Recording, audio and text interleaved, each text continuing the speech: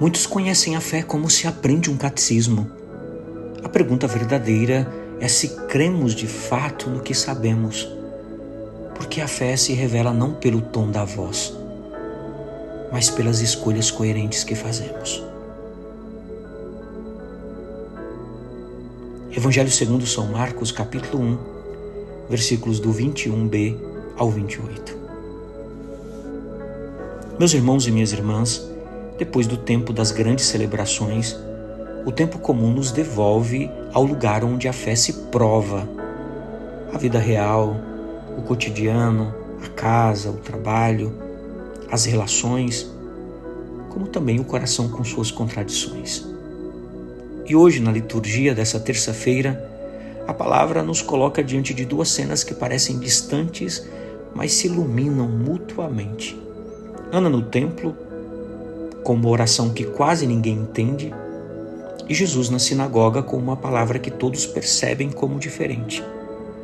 Nessas leituras de hoje, nós vemos que o mal não se assusta com o ambiente sagrado, nem com a doutrina correta em si. O que o desestabiliza aqui é encontrar alguém que vive o que diz, que crê de verdade no que anuncia e por isso fala e age com uma autoridade que não é teatro, mas que é verdade. Na primeira leitura do livro de 1 Samuel, Ana aparece marcada por uma dor íntima, uma espécie de esterilidade que não é apenas biológica. É a experiência de um futuro fechado. O texto diz que depois de comerem e beberem em Silo, Ana se levantou. 1 Samuel, capítulo 1, versículo 9. Parece um detalhe no texto, mas aqui é um sinal. Quando a dor nos paralisa por dentro, levantar-se já é uma forma de fé. Ela entra no lugar de Deus e o texto descreve sua oração de um modo muito humano. Com a alma amargurada, ela orou ao Senhor e chorou abundantemente. 1 Samuel, capítulo 1, versículo 10. No hebraico, alma é nefesh. Não é uma parte etérea, separada do corpo. É a pessoa inteira no seu viver, no seu respirar, no seu desejar. E quando o texto diz que Ana estava amargurada, remete à amargura da vida sentida por dentro. A oração de Ana não é bonita para quem observa. Ela é verdadeira para Deus. O verbo orar aparece como ação intensa. Ana se derrama diante do Senhor e chama Deus por um título forte, Senhor dos Exércitos. 1 Samuel, capítulo 1, versículo 11. Em hebraico, Adonai Tsevaot. O Deus que conduz as hostes, que não é frágil diante do caos, é como se Ana dissesse: se tu és realmente Deus, então minha história também está dentro do teu poder. Então minha dor não é definitiva. Veja, meus irmãos e minhas irmãs, que aqui, no entanto, o texto mostra um detalhe ainda mais profundo. Ana reza quase sem som. Ela falava no seu coração, apenas seus lábios se moviam, mas não se ouvia sua voz. 1 Samuel, capítulo 1, versículo 13. Aqui a Sagrada Escritura descreve o lugar onde a oração acontece quando não há força. Quando não temos forças, a oração ela acontece no coração. É o centro das decisões e das memórias. E nos lábios que se movem quando por dentro tudo está apertado. Eli, o sacerdote, olha e interpreta mal. Até quando estarás embriagada? 1 Samuel, capítulo 1, versículo 14. É uma cena dolorosa. Quando a oração é muito humana, às vezes o mundo religioso não sabe reconhecê-la. Chama de confusão o que é súplica, chama de desordem o que é ferida. Mas Ana responde com uma clareza que nasce da verdade. Ela diz: não, meu Senhor, eu sou uma mulher de espírito atribulado, estou derramando a minha alma diante do Senhor. 1 Samuel, capítulo 1, versículo 15. Derramar é exatamente isso, não apresentar um currículo espiritual, mas oferecer a realidade, em que vivemos, eu diria a realidade nua e crua. A mensagem dessa leitura aqui é simples e tremenda. Deus não se assusta com a oração que vem da nossa pobreza. Deus se aproxima dela. Por isso não tenha medo de rezar com a tua pobreza. Deus quer se aproximar dela.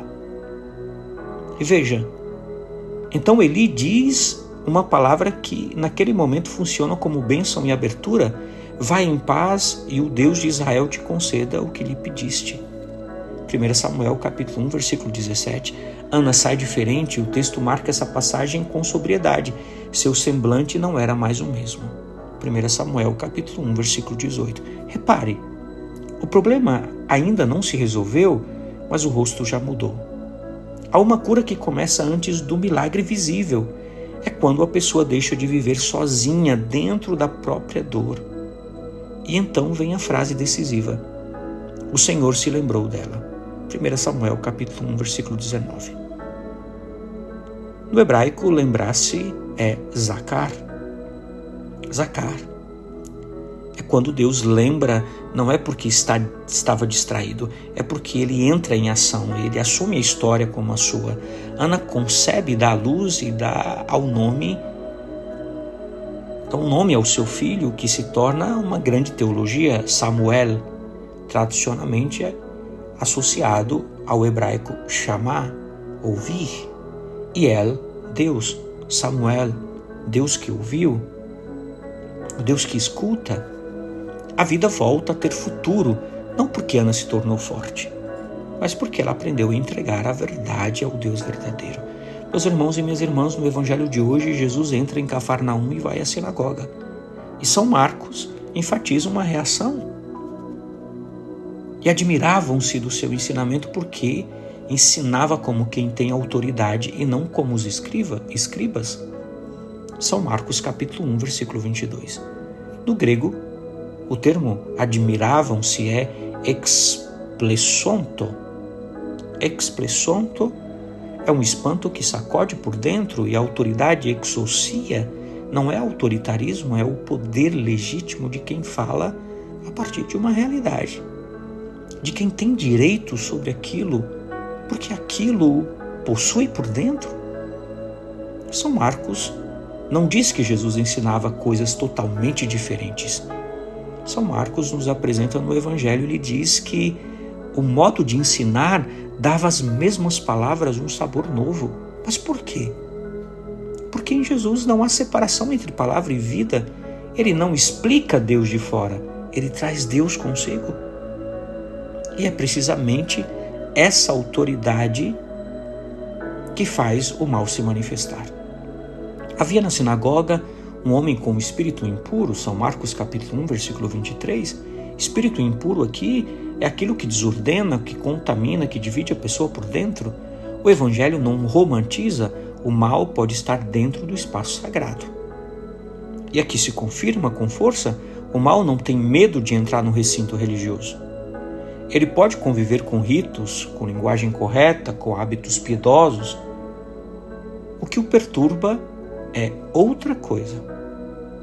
O que perturba o mal é a presença de alguém que não só diz a verdade, mas vive a verdade.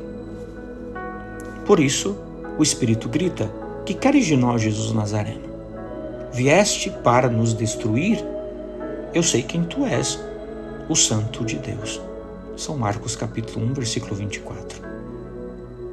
Essa expressão, o Santo de Deus, em grego, ho hagios touteo, significa o santo, o separado totalmente de Deus, aquele em quem não há acordo com a mentira. O mal sabe quem Jesus é, mas esse conhecimento não é fé. Veja, o mal sabe quem Jesus é, mas esse conhecimento não é fé. E aqui cabe um exame interior.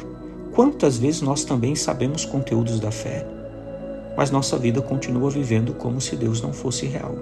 Meus irmãos e minhas irmãs, muitos conhecem a fé como se aprende um catecismo. A pergunta verdadeira é se cremos de fato no que sabemos, porque a fé se revela não pelo tom da voz, mas pelas escolhas coerentes. Jesus então não discute, ele age com autoridade. Jesus o repreende o mal, dizendo: cala-te e sai dele. São Marcos capítulo 1, versículo 25. Repreendeu é o verbo de quem impõe limite ao caos. Cala-te é uma ação que emudece, não fale mais. Como se Jesus cortasse a propaganda interior da mentira. Sai significa aqui, deixa esse homem, não habites mais nele. O espírito impuro, gritando e sacudindo-o violentamente, saiu. São Marcos capítulo 1, versículo 26. E o povo concluiu: que é isto? Um ensinamento novo dado com autoridade, ele manda até nos espíritos impuros e eles lhes obedecem. São Marcos capítulo 1, versículo 27.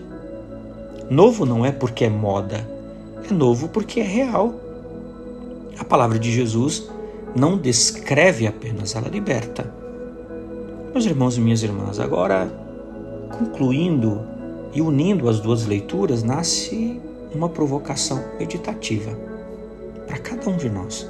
Ana nos mostra na primeira leitura do livro de 1 Samuel uma fé que começa quando paramos de fingir e derramamos a verdade. Jesus nos mostra no Evangelho que a autoridade nasce quando não há distância entre o que se diz e o que se é. E o mal dentro de nós, muitas vezes, não é um espetáculo extraordinário.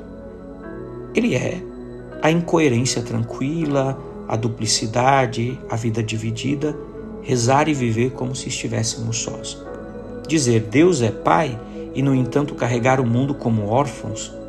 Conhecer a doutrina e continuar escolhendo a lógica do medo.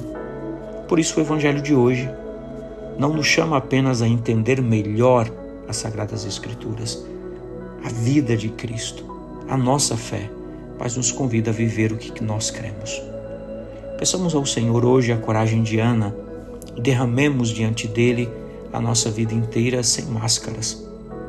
E peçamos a Jesus a sua autoridade, não para dominar ninguém, mas para que a nossa vida não contradiga aquilo que nossa boca reza.